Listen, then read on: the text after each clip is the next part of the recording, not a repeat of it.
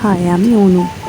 আজ তো অফিস ছিলই, বাট অফিসে না একটা দিদির অ্যানিভার্সারি ছিল। ও বলেছিল আজকে রান্না না করে নিয়ে যেতে, বাট আমার তো রাত্রিবেলায় এসে রান্না করতে খুবই প্রবলেম হয়, কষ্ট হয়। তাই সকালবেলায় করে গিয়েছিলাম, একটু আলু ভাজা করেছিলাম। আর কি করব ভাবছিলাম একটা কুমড়ো সেদ্ধ ভাত।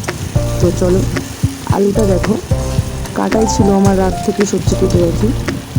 আলুটা কড়াই দিয়ে সব কিছু পেঁয়াজ, কালো জিরে, ফোড়ন, কাঁচা লঙ্কা দিয়ে ভাজছিলাম। আলুটা একটু নিচে ধরে গিয়েছিল, তারপরে ঢাকা দিয়ে দিয়েছিলাম। ঢাকনাটা তুলে একটু লেগে যাচ্ছিলো নিচে, সেই জন্য বারবার নাড়ছিলাম আলুটা। তারপরে সব রকম মশলা দিয়ে দিলাম, হলুদ, লঙ্কা গুঁড়ো, যা কিছু দিতে হয়, একটু লবণ দিয়ে নেড়ে আবার আমি কিছুক্ষণ ঢাকা দিয়ে রেখেছিলাম। তারপরে ঢাকনাটা তুললাম আবার। তারপরে এপাশ ওপাশ নেড়ে নিচে একটু হালকা লেগে যাচ্ছিলো, তেল দেওয়াই ছিল। তারপরে যেহেতু আমি একটা ডিম দেবো, ডিমটা একাই ভিডিওটা করছিলাম, সেই জন্য ডিমটা নিজেই ফাটিয়ে নিলাম ভিডিওটা অফ রেখে।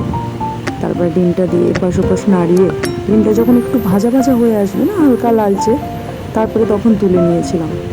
এরপরে দেখলাম কমপ্লিট। তারপরে ভাতটা বসিয়ে দিয়েছিলাম।